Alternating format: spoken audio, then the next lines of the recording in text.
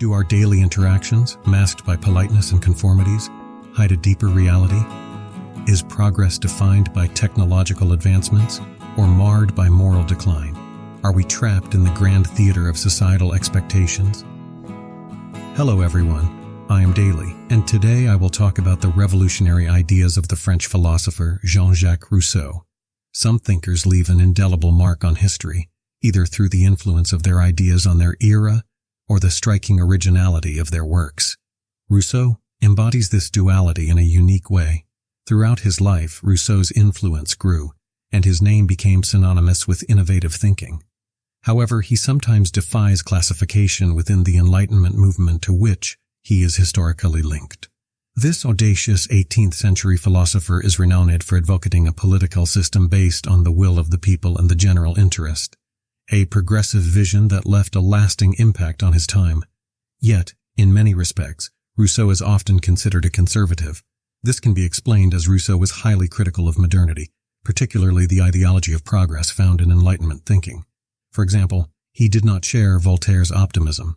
Voltaire praised modern liberalism, knowledge, civilization, and economic prosperity. The conflict between Rousseau and Voltaire ran so deep that legend has it Voltaire attempted to have Rousseau assassinated. While historical evidence on this incident is conflicting, what is certain is the intense ideological and personal conflict between the two. This conflict perfectly illustrates the opposition between the progressivism of the Enlightenment, represented by Voltaire, and Rousseau's conservatism, not a political conservatism, but an attachment to ancestral values, tradition, and an ideal that Rousseau believed was obliterated by modernity.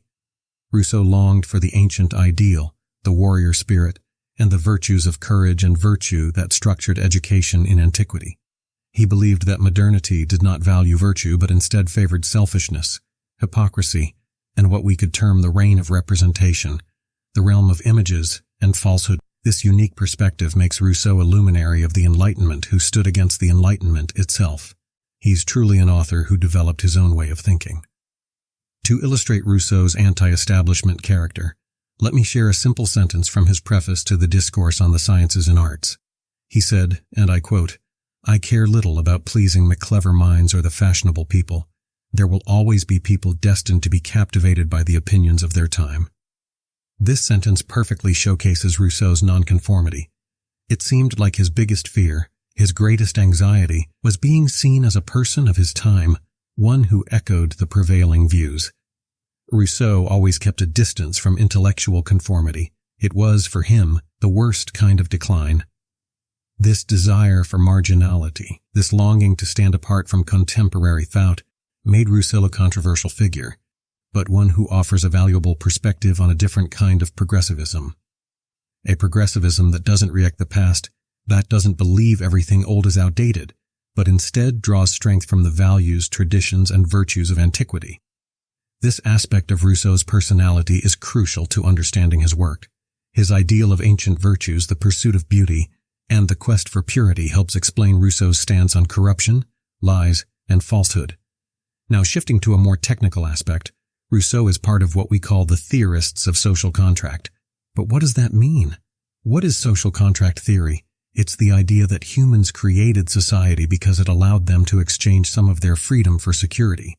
In other words, by entrusting their liberties to the state.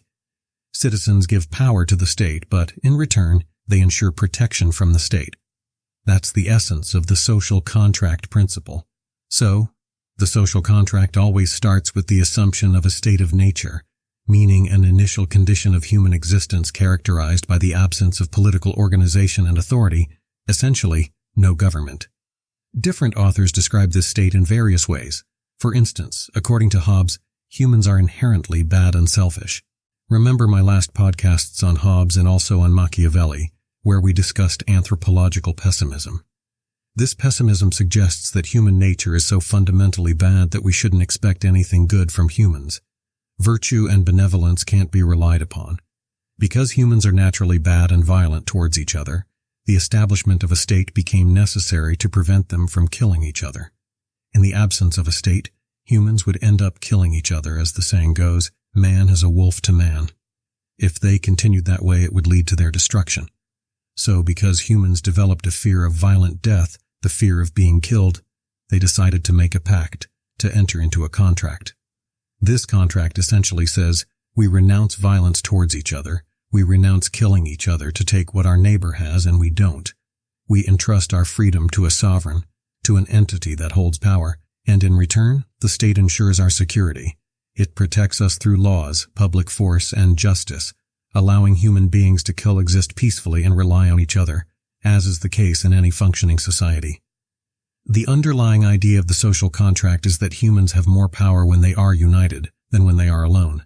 Associating, coming together, increases our ability to act in the world and enhances our material control over it. That's the fundamental concept of the social contract, the notion that association is beneficial for humans, both individually and collectively. In Rousseau's philosophy, we also encounter a theory of the social contract. In fact, The Social Contract is the title of one of Rousseau's works. However, the difference between Rousseau and Hobbes lies in their views on human nature. Unlike Hobbes, Rousseau starts with a definition of human nature that is completely opposite. Hobbes sees humans as fundamentally bad and selfish, justifying an authoritarian and ruthless state. He argues for the state's monopoly on legitimate violence because, according to him, the state needs to hold power to enforce, punish, and condemn. Now Rousseau takes a different stance. For Rousseau, the state of nature is the state of original goodness. It's a state of innocence, a state Rousseau calls natural compassion. In other words, Rousseau believed that humans are not inherently bad. On the contrary, humans are good by nature. However, this goodness is not learned through moral values or virtue. According to Rousseau, virtue is the original state of human beings. Humans, in their natural state, have not yet been corrupted by civilization or perverted by social individualism. Let's turn to a less-known work by Rousseau, Discourse on the Sciences and Arts, a short book of barely 50 pages. In this work, Rousseau argues that the progress of sciences and arts throughout history, the advancement of knowledge, has been accompanied by a degradation of morals, a decline in moral values, and a deterioration of virtues that Rousseau values so much. According to him, this decline is a sort of mechanical effect of the progress of knowledge. For Rousseau, the decline in virtue, the loss of moral values, and the erosion of natural innocence are directly linked to the increase in knowledge and the improved quality of life resulting from this knowledge. Now, let's dive into the specifics and understand what Rousseau reproaches about sciences and arts, essentially what he criticizes about knowledge in general. It's noteworthy how Rousseau's thesis provoked reactions from most Enlightenment thinkers who believed that knowledge, scientific progress, and advancements in the arts contributed to human emancipation. In that era, it was unusual to consider that the progress of knowledge had objectively negative effects. Rousseau, against the mainstream, argued that the expansion of knowledge did not bring more freedom to humanity. In his own words, Rousseau explicitly states, "While government and laws ensure the safety and well-being of assembled men, the sciences, literature, and the arts, less despotic and perhaps more powerful, adorn the iron chains they bear, stifle in them the sense of their original freedom for which they seem to be born, make them love their slavery, and form what is called civilized nations." This statement opens a realm of discussion, notably highlighting that unlike his contemporaries, Rousseau doesn't see knowledge as a necessarily progressive force. While knowledge may enhance our well-being, according to Rousseau, the problem lies in the softening effect it has on us, diminishing the vigor and resilience of the original human in a state of nature who relies solely on strength, courage, and virtue to survive. For Rousseau, the natural state requires courage and virtue because individuals cannot hide behind social hypocrisy, manipulation, or intrigue. They must face the reality, embrace its constraints, and if they don't, they simply vanish. Nature doesn't concern itself with social status or individual reputations. The concern for reputation arises only after the problem of survival has been addressed, not before. So, according to Rousseau, we're all corrupted because we live in a society that doesn't demand courage, virtue, or vigor. In this modern setup, there's no real need for these qualities. In fact, the tragedy of our history is that often the most courageous or virtuous individuals get squashed in modern society. They might be ridiculed, marginalized, or neutralized by those who hold a higher status, like the bourgeoisie. This group is something Rousseau despises deeply. Why? Because he detests hypocrisy, the attachment to appearances, the fixation on status, signs, and positions. For him, all these advantages are artificial perks created by individuals who have lost all virtue. These people, lacking the strength to command respect through example or heroism, resort to the weapons of the weak, manipulation and scheming, and these tactics, according to Rousseau, stand in stark contrast to the virtuous, heroic, and ancient ideals. Rousseau believes that true goodness lies in the state of nature, not in civil or social states. The social state, he argues, is the phase where one learns manners, codes, conventions, and practices that lead to acceptance and integration into society. However, these are mere formalities, superficial appearances that don't reflect genuine virtue or authenticity. So, according to Rousseau, social conventions are like Plato's shadows in the cave, mere images without any inherent value. In the state of nature, individuals must face predators and harsh weather. Survival depends on one's ability to defend against the hostility of nature, requiring courage and self-sacrifice.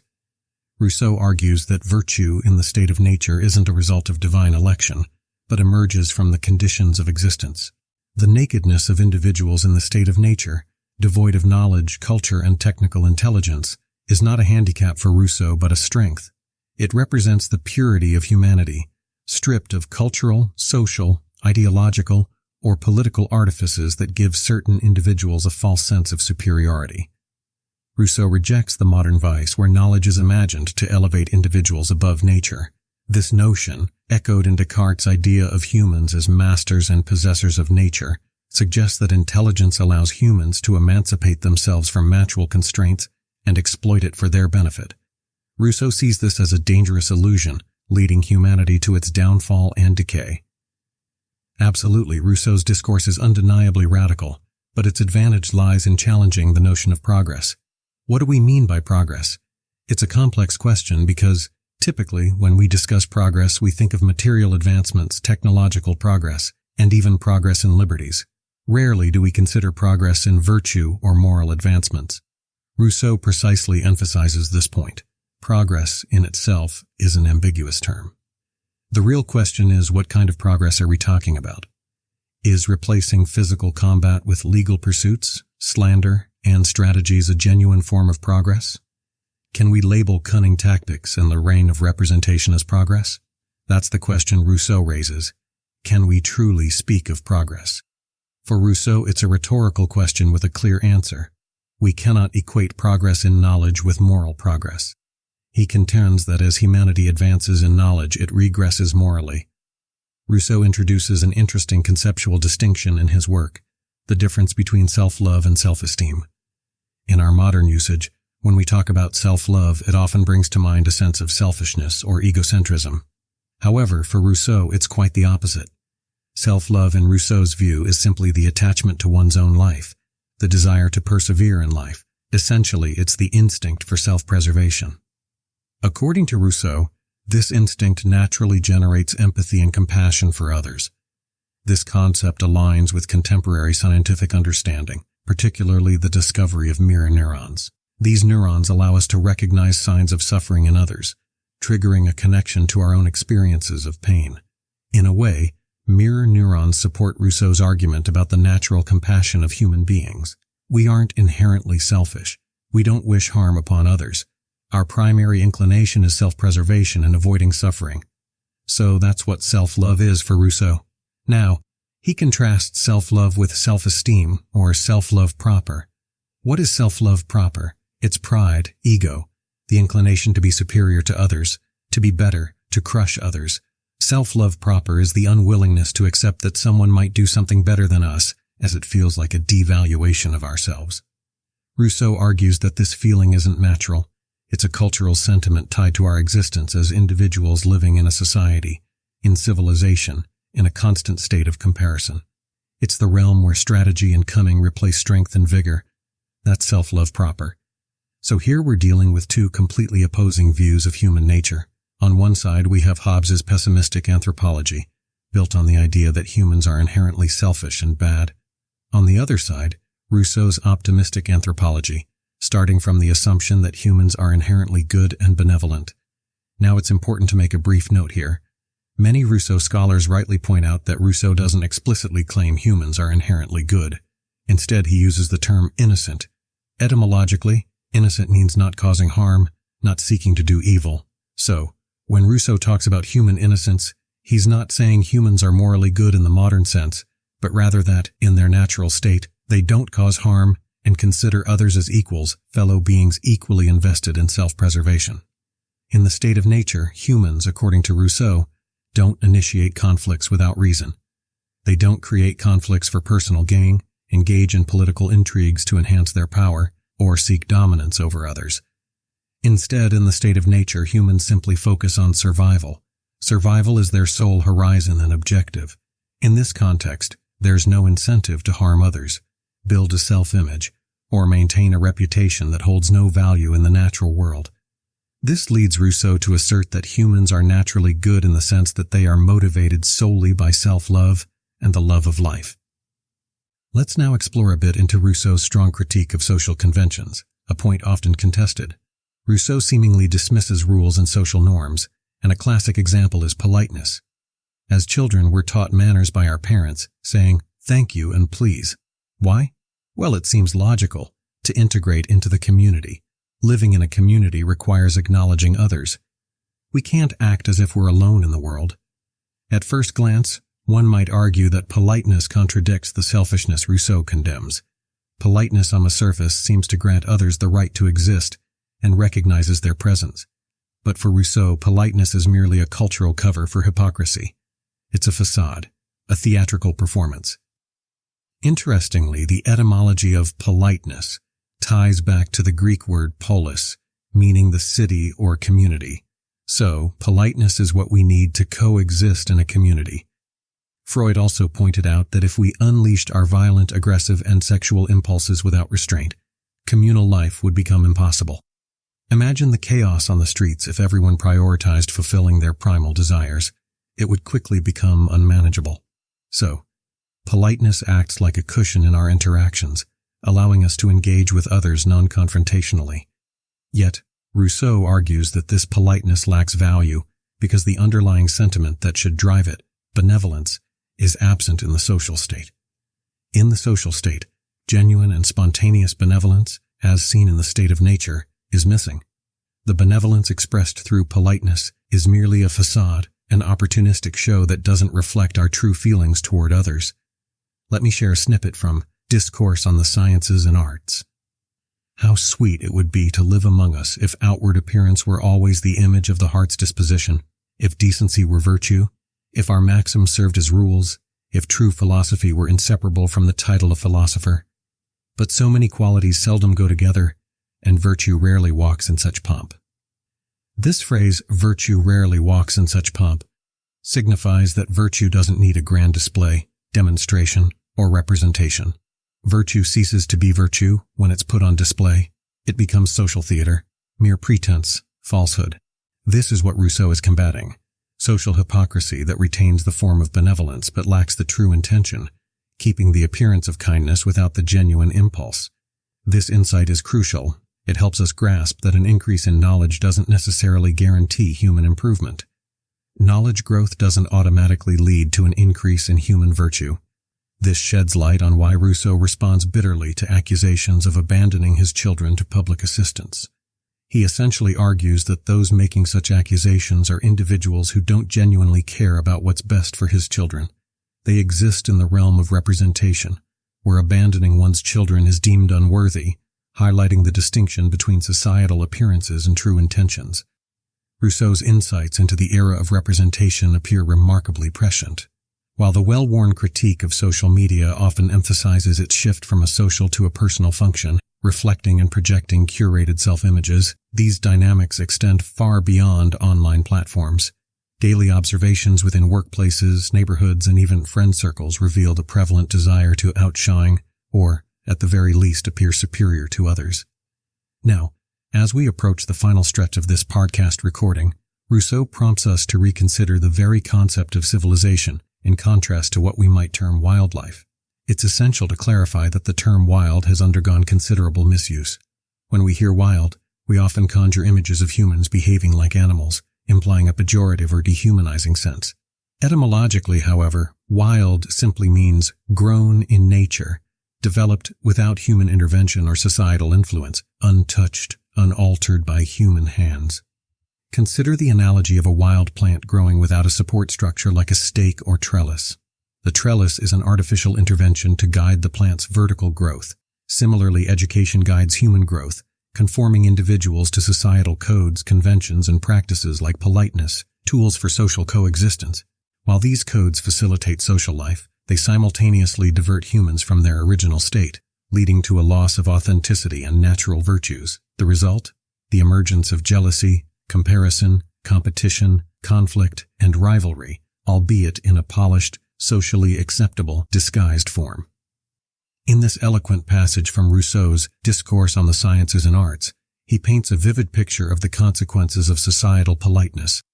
Let me share his powerful words. No more sincere friendships, no genuine esteem, no founded trust.